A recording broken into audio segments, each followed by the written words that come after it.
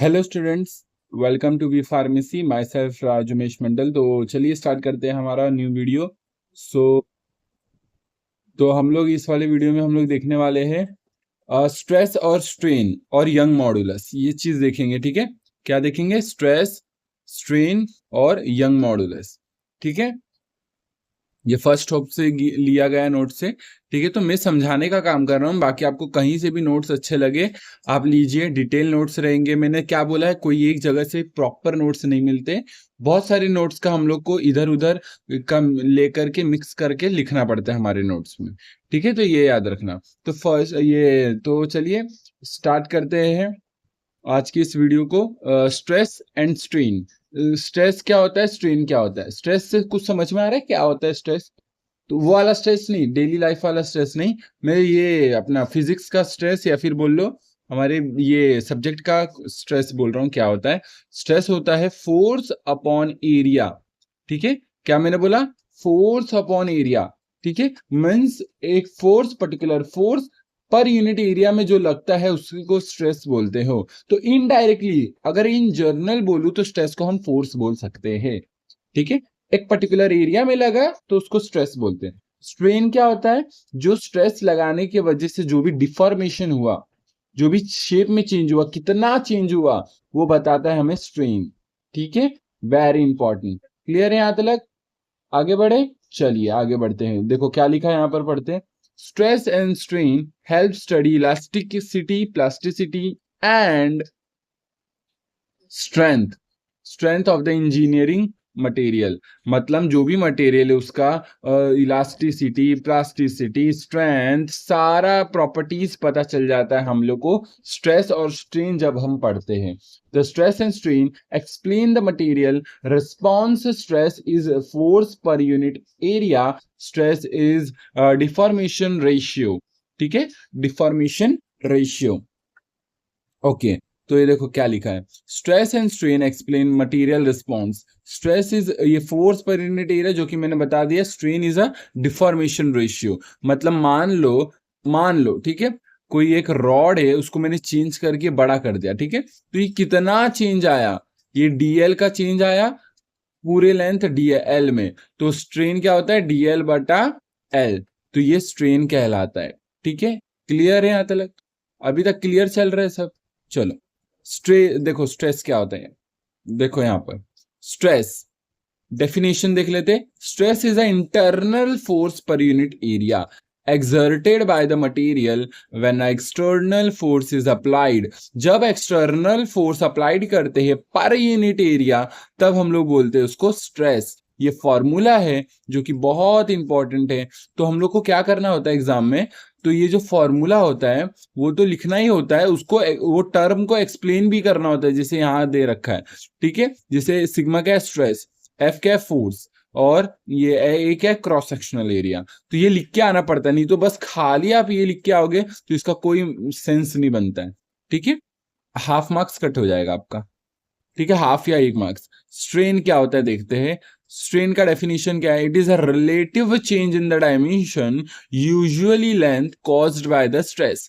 मतलब स्ट्रेस के द्वारा जो भी डिफॉर्मेशन या चेंजेस आया डायमेंशन में, उसी के रेशियो को हम बोलते हैं स्ट्रेन। स्ट्रेन का फॉर्मूला है डीएल बटा एल।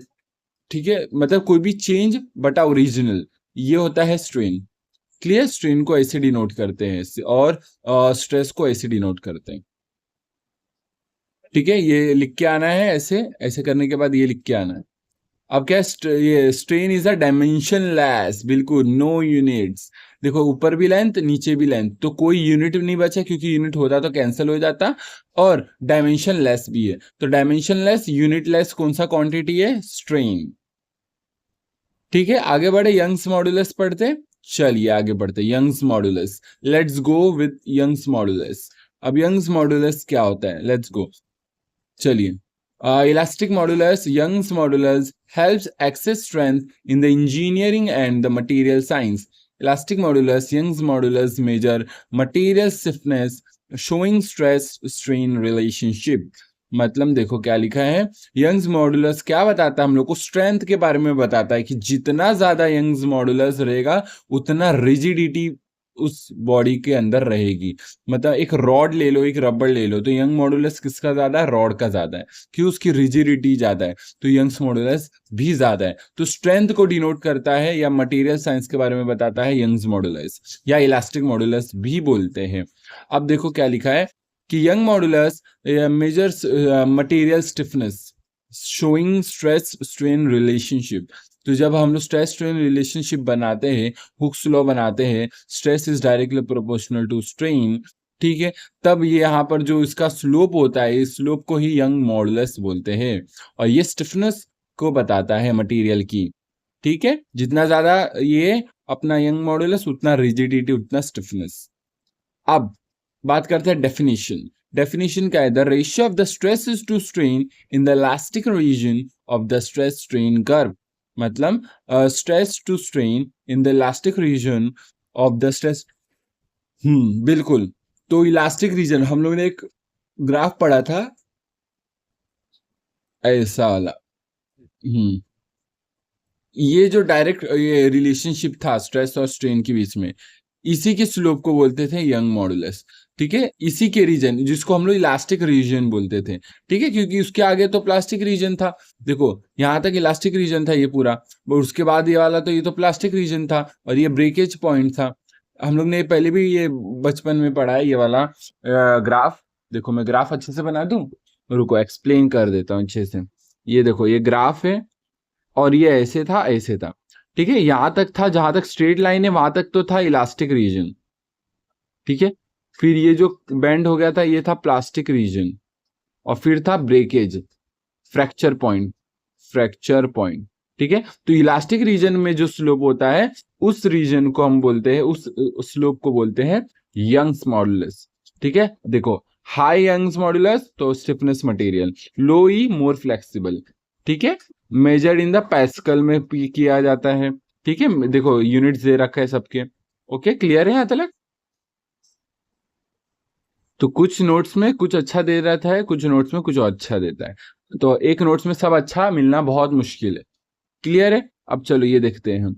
हाँ, यही वाला तो मैं बोल रहा था। ये देखो ये वाला ग्राफ, स्ट्रेट लाइन जा रहा है, फिर यहाँ से ये hardening region, necking region, fracture region. ठीक है, stage strain hardening, ultimate strength, necking, वही इसको प्लास्टिक रीजन ही बोलते हैं, इसको पूरे को प्लास्टिक रीजन बोलते हैं। यहाँ से यहाँ प्लास्टिक रीजन कहलाता है, ये फ्रैक्चर पॉइंट। क्लियर है? और ये सब ये डायग्राम बना के आ जाना है। ठीक है, अब रेलेवेंस देख लेते हैं, इंपॉर्टेंस देख लेते हैं। Determines how easy material bed will deform elastically before plastic deformation. मतलब ये कितना इलास्टिकली अच्छे से वो पाउडर बेड जो डिफॉर्म हो सकता है इलास्टिकली, वो बताता है। क्योंकि प्लास्टिकली करेगा तो साइज रीगेन नहीं होगा, लेकिन इलास्टिकली कितना डिफॉर्म कर सकता है अच्छे से, वो बताता है हमारा यंग्स मॉडुलस। इम्पैक्ट, ये इम्पैक्ट स्टेबलेट फॉर्मेशन, मैकेनिकल स्ट्रेंथ और फ्रेबिलिटी, ये सबको ये बेसिकली इम्पैक्ट करता है, इन्फ्लुएंस करता है। तो बस इस वीडियो के लिए इतना ही रखते हैं। वीडियो समझाए कि नहीं बताना कमेंट्स में। मिलते हैं नेक्स्ट वीडियो में, तब तक के लिए टेक केयर, जय हिंद जय भारत, बाय। हम लोग ने किया क्या, चलो रिवाइज करना नहीं बताया ना आपको, रिवाइज करवा देता हूँ। रिवाइज हम लोग ने क्या किया, स्ट्रेस पढ़ा जो कि फोर्स पर यूनिट एरिया था। ठीक है, और स्ट्रेन क्या था, that is changing length upon original length.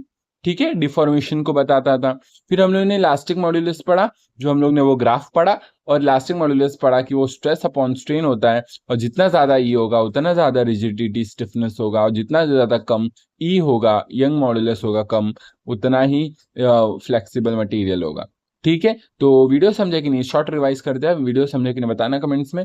मिलते हैं तब तक के लिए, टेक केयर, जय हिंद भारत, बाय।